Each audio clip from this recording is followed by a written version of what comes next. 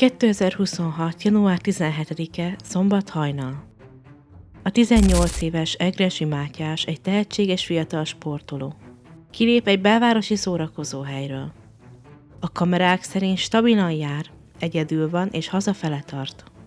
De alig néhány órával később a nyomai végleg megszakadnak a jeges Dunánál. Ami a kettő között történt, az nem egy egyszerű eltűnés krónikája.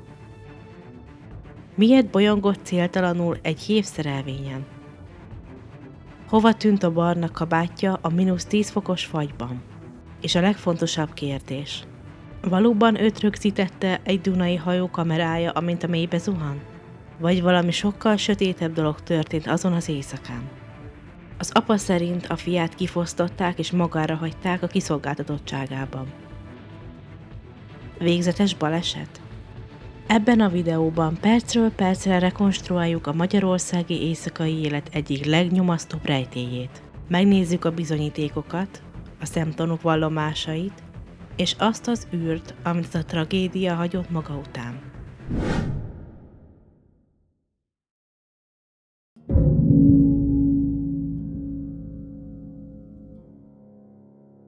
Az 5 kert üzemeltetője által elvégzett belső vizsgálat és a biztonsági kamerák felvételei szerint Mátyás január 17-én szombat hajnali 2 óra 15-kor hagyta el a helyszínt. A felvételek elemzése alapján távozása során nem volt észlelhető semmilyen rendkívüli körülmény. Mozgása stabil volt, külső kényszer vagy fizikai inzultus nem látszott. Ez az utolsó pillanat, amikor a fiút kontrollált állapotban láthatjuk. De a látszat néha csalhat. Miközben Mátyás elindul a Dunapart irányába, a családja és a szakértők szerint már egy idegen anyag dolgozhatott a szervezetében.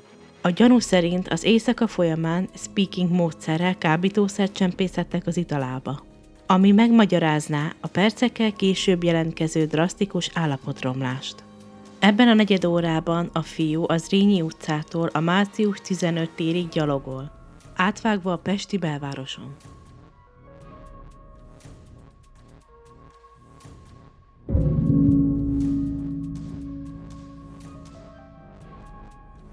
A fiú felszállt a 907-es éjszakai buszra a március 15-i téren. Ez a pillanat a történet egyik legfontosabb fordulópontja. A fiú leül és szinte azonnal elnyomja az álom. Vagy valami, ami addigra teljesen átveszi felette az irányítást. Miközben ő öntudatlanul zögykölődik, a busz elhagyja a belvárost. Átvág a városon, és ahelyett, hogy Mátyás leszállna Kelenföldnél, a járat tovább robog a végállomás felé.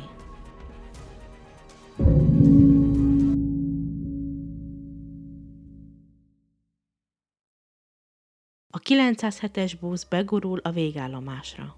A sofőr hátra megy az ülésen fekvő Mátyáshoz és felrázza. Így jön az ügy egyik legvitatottabb mozzanata. A fiút ebben a zavart, magatehetetlen állapotban, ahogy az apa fogalmaz, egyszerűen letessékelték a járműről a -10 fokos gyilkos hidegbe. Mátyás ekkor már nem volt ura önmagának. A teste kontrollálatlanul remegett a soktól és a fagyos levegőtől. A telefonja pontosan ekkor a leszállás követő percekben küldi az utolsó életjelet a cellatornyoknak, majd végleg elsötétül. Az édesapa meggyőződése szerint ez a pont a bűncselekmény helyszíne. A fiút vagy még a buszon az álma közben fosztották ki, vagy közvetlenül a betonon pakolták ki a zsebeit a sötétben ólálkodó alakok. Ott állhatott segítség nélkül egy idegen környéken, miközben a tudata lassan teljesen szétesik.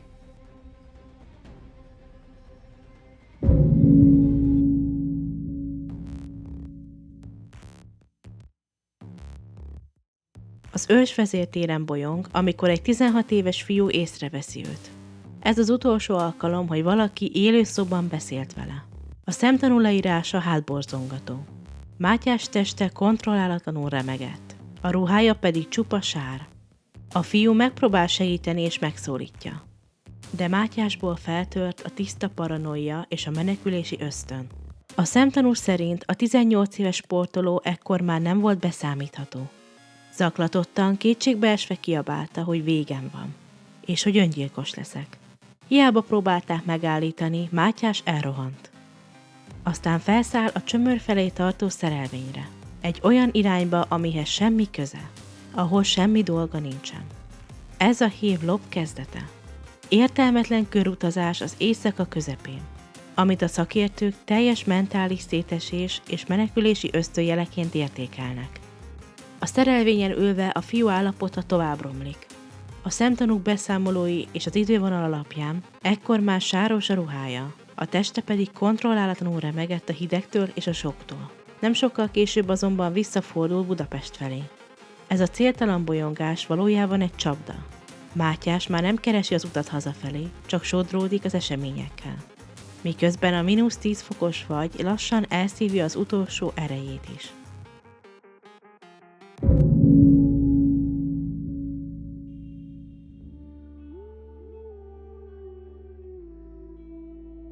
Budapest még sötétbe burkolózik. A napfelkelte még több mint egy órányira van. Megérkezik metróval a Kossuth térre, és a biztonsági kamerák ekkor rögzítik a legdrámaibb változást. A barna kabátja, ami eddig rajta volt, nyomtalanul eltűnt. Ebben a csontig hatoló -10 fokos hidegben a fiú már csak egyetlen vékony, fekete pulóverben bolyong a parlament környékén. Hogy mi történt a kabáttal? Ez az ügy egyik legnagyobb rejtélye. Elveszítette a zavartsága miatt, vagy valaki leszedte róla, miközben már védekezni sem tudott. Vagy a hipotermia egyik legsötétebb tünete, a paradox vetkőzés. Amikor a szervezet az utolsó pillanatban tévesen forróságot érzékelt a fagyás előtt.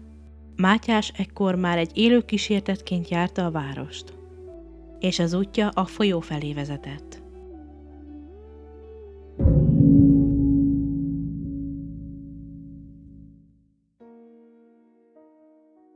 A drámai események a Széchenyi híd és Lánchíd pesti hídfőjénél érnek a végpontjukhoz.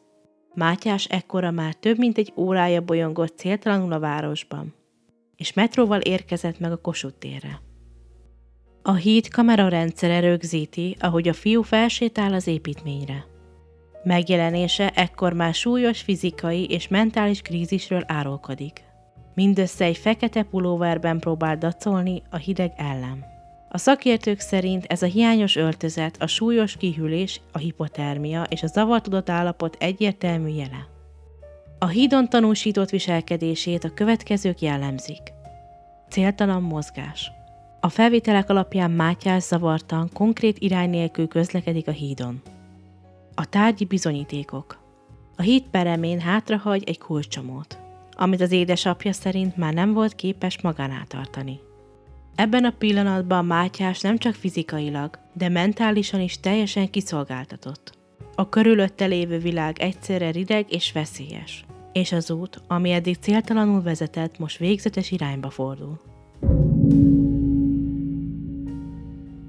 Egy dunai hajó fedélzeti kamerája rögzít egy alakot, amint a Lánchídról a folyóba zuhan. A víz dermesztő hideg. A Duna hőmérséklete mindössze 1 Celsius fok, és a folyón erős jégzajlás vonult. Ebben a pillanatban minden visszafordíthatatlanná válik. Amikor a Lánchídon szolgálatot teljesítő őr észlelte, hogy valaki a vízbe esett, azonnal értesítette a hatóságokat.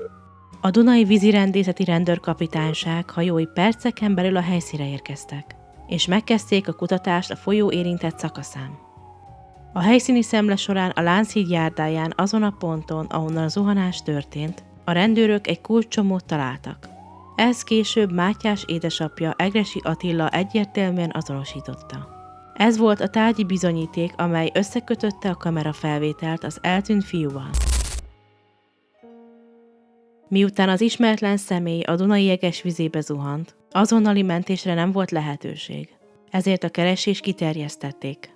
Speciális eszközökkel, szenzorokkal, szonárokkal és búvárokkal keresték a mederben. De a Duna rendkívül alacsony hőmérséklete és az erős sodrás jelentősen korlátozta a búvárok munkáját. Minden pillanatban a hideg, a sodrás és az idő múlása ellen dolgoztak, miközben keresésre minden erejüket összpontosították.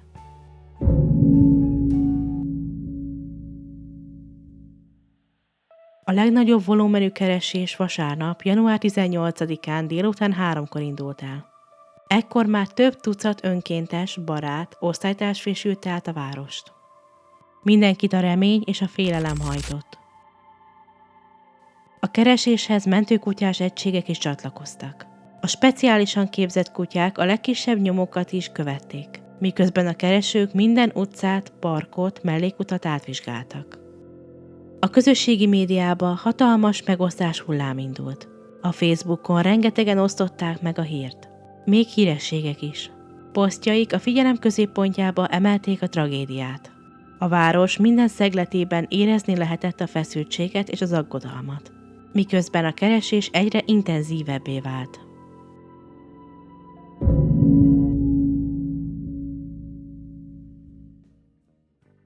Ezen a napon vált ismertté egy 16 éves fiú vallomása is, akit szombat hajnalban hajnali 4 és 4:50 között találkozott Mátyással, az Őrsvezértéren.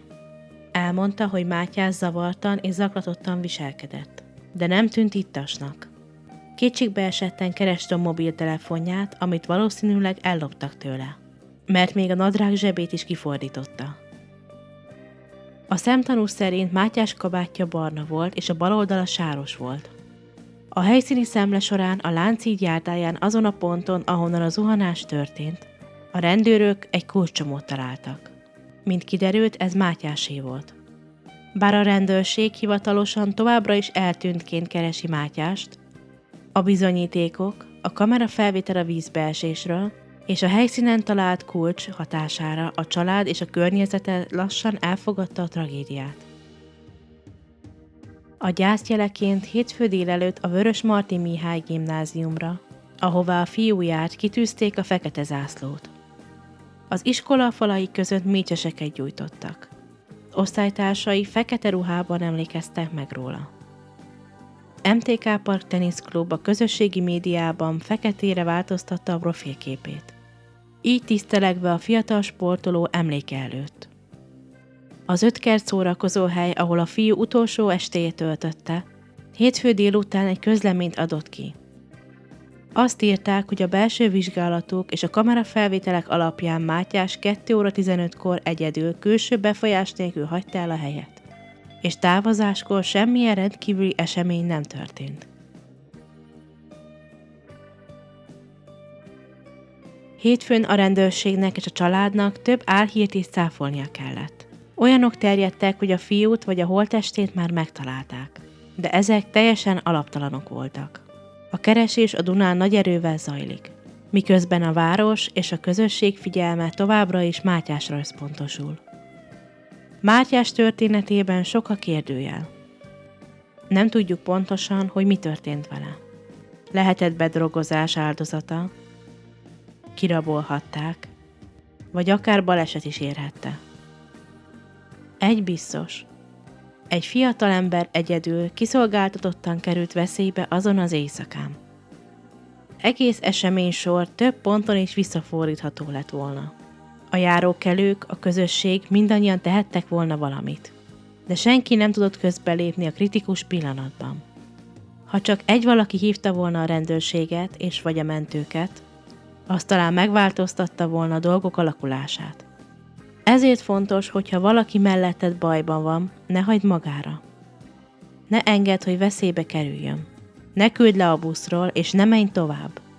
Mátyás története emlékeztet minket arra, hogy mennyire törékenyek vagyunk, és hogy a figyelem és az odafigyelés, és az emberi törődés soha nem lehet túl sok.